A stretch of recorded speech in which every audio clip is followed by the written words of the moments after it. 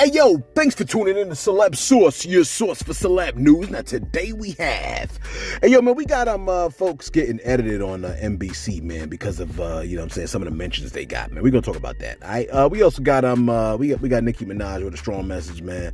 Actually, it's not Nicki Minaj, it's actually some of the Barbies and what they're being accused of at this point. We also got Ice Cube on deck addressing the secret meetings on the rap to prison pipeline. Again, thanks for tuning in to Celebs Source Show. If this is your first time to the channel, man, be sure to hit that like button if you feel any part of the content. We definitely appreciate that. That notification bell's waiting for your task, going to give it a tap, and that subscribe button's waiting for your subscription, man. So go on and test that to you. Check this out, man. CJ Stroud, your key say what up. CJ Stroud is a quarterback for the Houston Texans, all right? An interviewer asked the man, she said, look, the interviewer asked him, she said, it's been a record-setting performance for you this year. What does this moment mean to you? Okay.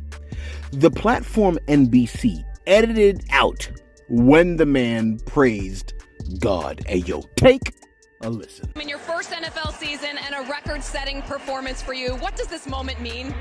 I mean, it's been amazing being in this city for as short as I've been. But first and foremost, I just want to give all glory and praise to my Lord and Savior, Jesus Christ. I mean, it's been amazing. Hey look, that man said what gives him the drive to do what he does. He gives glory and praise to the Lord. NBC edits out that part. I guarantee you, if that man turned around and twerked, they would have left it in. You see what I'm saying? If he praised Jesus, then twerk, they would have left that in. Look, Jesus said, you're my followers if you love one another. And if you truly love me, you're going to follow my commandments, which is predominantly to live by the law of love. NBC edited out the praise of the person who commands his followers to live by the law of love. Ain't that weird to you? Y'all don't find that to be strange? It's not live by the law of judgment or live by the law of racism and hypersexuality, but the person that commands his followers to live by the law of love. Look, folks asked CJ about that, and he said this. This is what he said. He said, I love everybody. Christ has called us to love one another and just shine a light. That comes from him. I really want to show that love and just really want people to experience my experience with finding Christ for you all and having that relationship with him. I just really want to show love and show people what I stand for. I pray for everybody, and I don't really have any feeling towards it. The fact, you know, because they asked how you felt about having been edited out. He said, I just pray for everybody. Ain't that crazy, man, that it's got to go down like that? See, NBC needs prayer, man, but they don't need any kind of prayer. They need this kind of prayer. Take a listen. He came up and asked me for 50 cents. I told him no at first, but then I told him yeah. Then I told him I was going to pray for him, and he told me he got to go. You going to get this fucking prayer, bro. The fuck is wrong with you?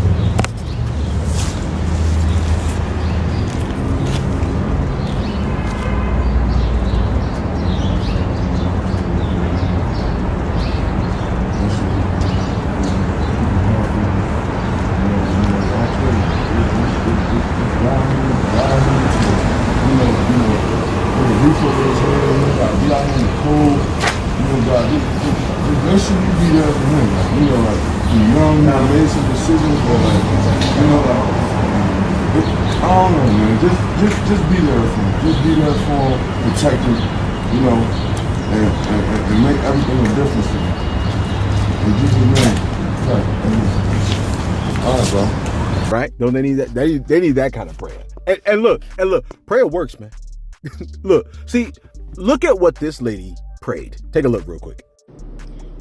Dear God, I thank you for this food that I am about to enjoy by myself, because the dog that I have has already eaten her food, and while she ate her food, I did not disturb her. I did not stand beside her and watch her.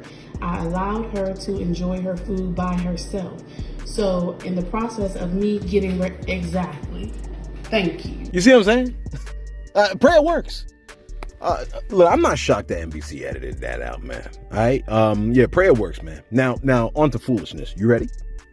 You like what? You got a Nicki Minaj story? Yes. Listen, I don't know if you heard, right? But they had to increase security at the gravesite of Megan Thee Stallion's mom's because, and look, you know why. The Barbies. You know what I'm saying? Like, it's the Barbies. It's because, according to TMZ, some of the Barbs, right? Barbs, whatever. That is Nicki Minaj's devoted followers have leaked the address of where Megan's mother, Holly Thomas, was laid to rest, the cemetery. This is proof positive, right? That the idol worship of celebrities is an indication of a deep mental sickness, man. These people are artists. They're just artists, okay? They're rappers. Look, they're rappers. Listen, there are nurses, there are anchormen, there are garbage men, right? People that work in the trash. There are Amazon drivers, surgeons, and rappers. They do not stand above the other positions. They're just rappers, bro. Just like everybody else. They're just teachers. They're just politicians. They're just rappers. That's all they are.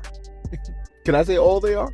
Listen, man, they're regular people like you and me, man. You know what I'm saying? Who jump into their pants, you know what I'm saying, 2 feet at a time. They pick their scabs like the rest of us. They get stuffy noses, pass gas, get indigestion. They have morning breath, dry tears that turn into eye crust when they sleep. Some of them drool while they sleep. They got to flip the pillow over to the other side because that side is dry. They hate the feeling of wet drool on their face from their pillow while they sleep.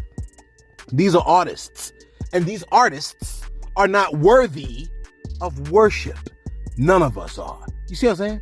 I can see if your favorite artist saved a small, impoverished country from starvation and balanced their budget so they would never struggle economically again. I can see that. You know what I mean? But even then, they still wouldn't be worthy of worship.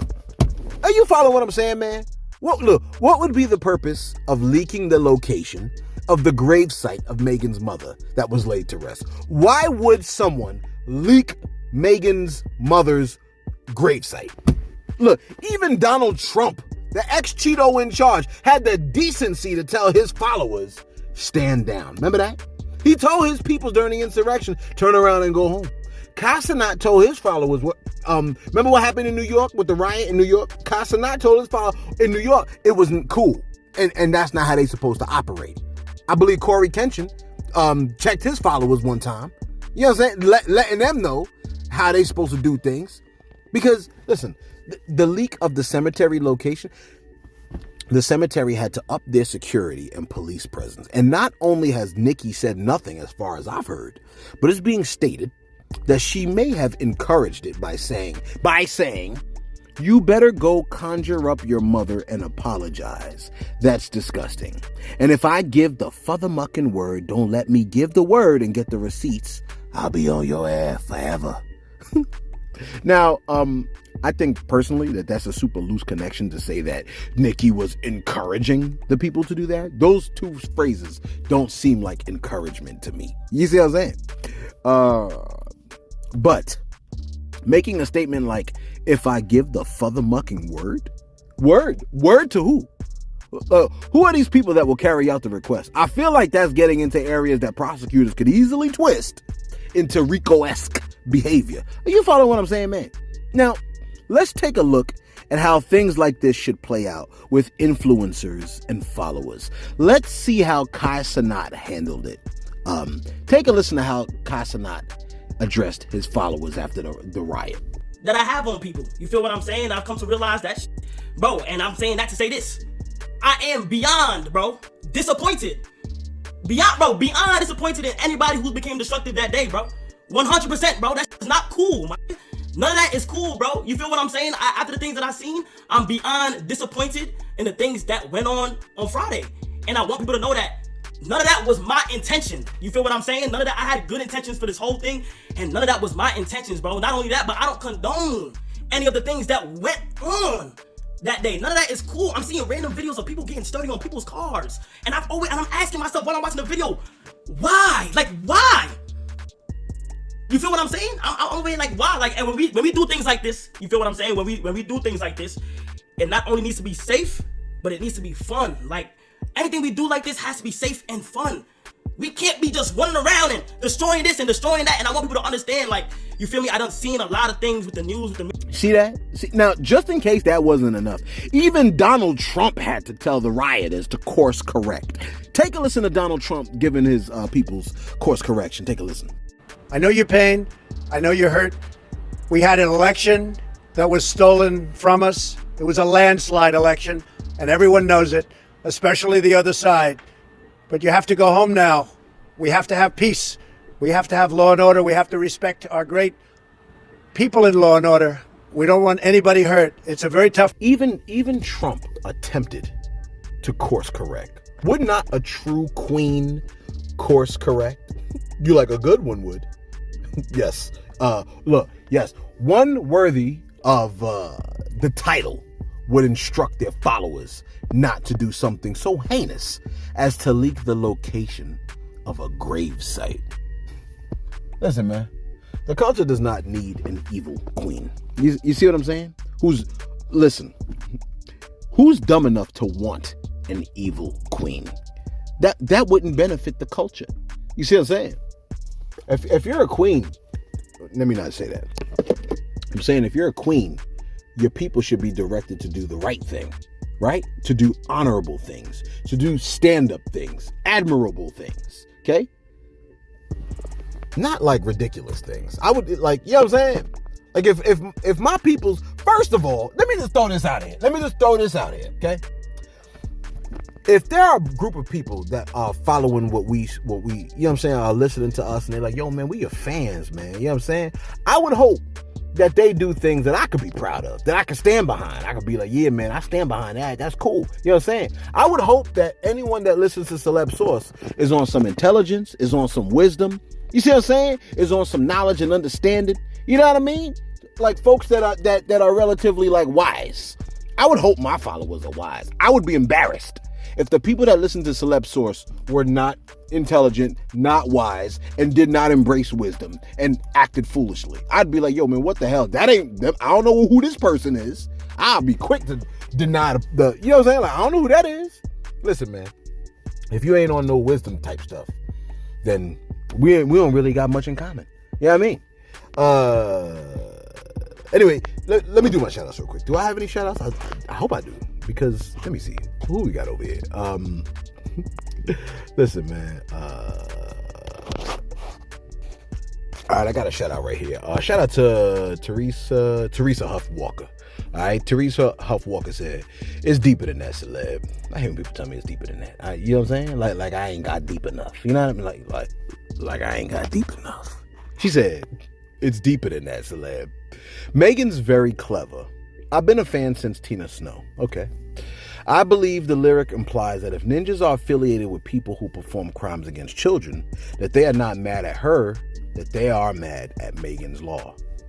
I think that's what the lyric said, Teresa. Teresa, that's what the lyric said, sis. We got that part. Lovely Teresa Huff. We got that part. She said, furthermore, Mr. Kanka shouldn't be upset about the reference. No. That's what I'm saying. Well, let me keep reading. She said, Mr. Kanka shouldn't be upset about the reference. He should give Megan props for shedding a brighter light on his daughter's law. Yeah, yes, 100%. I think you're right, Teresa Huff. That part, I think you're correct. But don't ever tell me that I wasn't deep enough, ever. Okay? With all due respect, Teresa Huff Walker. No. But I think Teresa's right. What she's saying is 100% correct, though. Real talk. Megan did shed light on Megan's law. She really did. But, you know, as a parent that can only think about their deceased daughter, I feel like I could see how they cannot see anything other than hurt and pain with Megan's rhyme. You know what I'm saying? And how she brought it. I guess it's how she brought attention to the law. You know what I mean? Like, she brought attention to the law in the midst of this weird hip hop beef situation going on. It's strange, but I mean, you know. But so Teresa, I hear you, but you know what I mean? Like, let's go to this final story. And finally, listen, man. Remember we reported to you. We reported this to you before, okay? But there's an additional part, all right? Remember when we told you about Crazy Bone stating that there was a nefarious plan done in a secret meeting that resulted in violent rap music being used to help funnel people into the prison system? Now, a lot of y'all heard this before. But, you know, for all my new peoples out here that just newly joined the channel, you know what I'm saying? Take a listen to this full clip of Crazy Bone speaking on that secret meeting that went down that he partly attended. Take a listen real quick. It's the secret meeting that changed rap music and destroyed a generation. Damn. So it says, hello. After more than 20 years, I finally decided to tell the world what I witnessed in 1991, which I believe was one of the biggest turning points in popular music and ultimately American society. I have struggled for a long time weighing the pros and cons of making my story public, as I was reluctant to implicate the individuals who were present that day. So I've simply decided to leave out the names and all the details that may risk my personal well-being and that of those who were, like me, dragged into something they weren't ready for. Damn. Hold on, let me So we gonna tell the story. We gonna tell the story. We ain't scared. You know what I'm saying? What they gonna do? They after us, not story. Look, black man. So look. So he says, between the late 80s and early 90s, I was what you may call a decision maker with one of the more established companies in the music industry. I came to Europe in the early 80s and quickly established myself in the business. The industry was different back then, since technology and media weren't accessible to people like that, like they are today. The industry had more control over the public and had the means to influence them any way it wanted. Right. This may explain why in early 1991, I was invited to attend a closed-door meeting with a small group of business insiders to discuss rap music's new direction. Rap music's new direction. Yeah. Little did I know we would be asked to participate in one of the most unethical and destructive business practices ever seen. Crazy. So this was the meeting. The meeting was held at a private residence on the outskirts of Los Angeles. I remember about 25 to 30 people were being there. Right. Most of them familiar faces. Speaking of those I knew, we joked about the theme of the meeting, as many of us did not care for rap and failed to see the purpose of being invited to a private meeting to discuss the future of hip-hop. Talk to him. Among the attendees was a small group of unfamiliar faces who stayed to themselves and made no attempt to socialize beyond their circle.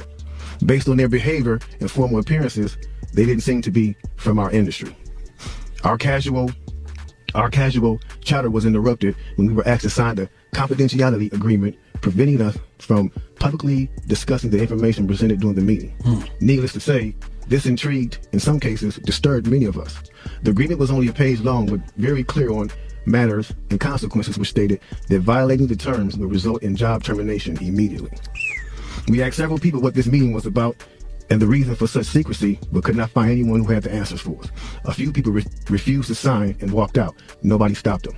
I was tempted to follow, but curiosity got the best of me. That's right. A man who was part of the unfamiliar group collected all the agreements from us. So now it's going to get to the good part because the meeting about to start. Talk to him, Jake. It says, quickly after the meeting began, hold on one second. Get your popcorn, y'all. Popcorn, get your pistol. No, for real though. Quickly after this meeting began, one of the industry colleagues, who shall remain nameless like everybody else, thanked us for attending. He then gave the floor to a man who only introduced himself by first name and gave no other details about his personal background. I think he was the owner of the residence, but that was never confirmed. He briefly praised all of us for the success we had achieved in our industries and congratulated us for being selected as part of this small group of decision makers. At this point, I began to feel slightly uncomfortable and the strangeness of this gathering. The subject quickly changed as the speaker went on to tell us that the respective companies we represented had invested in a very profitable industry, which could become even more rewarding with our active involvement. He explained that the companies we worked for had invested millions into the building of privately owned prisons, and that our positions of influence in the music industry would actually impact the profitability. Senior citizens who have not yet registered for up to $2,500 food allowance only have 24 of these investments. Then he says, I remember many of us in the group immediately looking at each other in awe and confusion. At the same time, I didn't know what a private prison was, but I wasn't the only one. Sure enough, someone asked what these prisons were and what any of this had to do with music. We were told that these prisons were built by privately owned companies who receive funding from the government based on the number of inmates. The more inmates, the more the government would pay these prisons. It was also made clear to us that since these prisons are privately owned, as they become publicly traded, we'd be able to buy shares. Most of us were taken back by this. Again, a couple of people asked what this had to do with us. At this point, my industry colleague who had first opened the meeting took the floor again and answered our questions. He told us that since our employees had become silent investors in this prison business, it was now in their interest to make sure that these prisons remain filled. Our job would be to help make this happen by making music which promote criminal behavior, rap being the music of choice. He assured us that this would be a great situation for us because rap music was becoming an increasingly profitable market for our companies, and as employees, we also be able to buy stocks in these prisons. Immediately, silence came over the room. You could have heard a pin drop. I remember looking around to make sure I wasn't dreaming and saw half of the people with dropped jaws. My daze was interrupted when someone shouted, "Is this a fucking joke?" At this point, things became chaotic. Right. Two of the men who were part of the unfamiliar group grabbed the man who shouted and attempted to remove him from the house. A few of us, myself included, tried to intervene. One of them pulled out a gun, and we all backed off. They separated us from the crowd, and all four of us was escorted outside. My industry colleague, who opened up the meeting earlier, hurried out to meet us and reminded us that we had signed an agreement and would suffer the consequences of speaking out about this publicly, or even those who attended the meeting. Damn. I asked him, why was he involved with something so corrupt? And he replied, it's bigger than the music business and nothing we can do. No, it's bigger than the music business and nothing we want to challenge without risking consequences. We all protested as we walked back into the house. I remember word for word the last thing he said. It's out of my hands now. Just remember, you signed an agreement. He then closed the door behind him. The men rushed us to our car and actually waited until we drove off the property. Damn. So this meeting, bro. Now that's a lot for a meeting right there.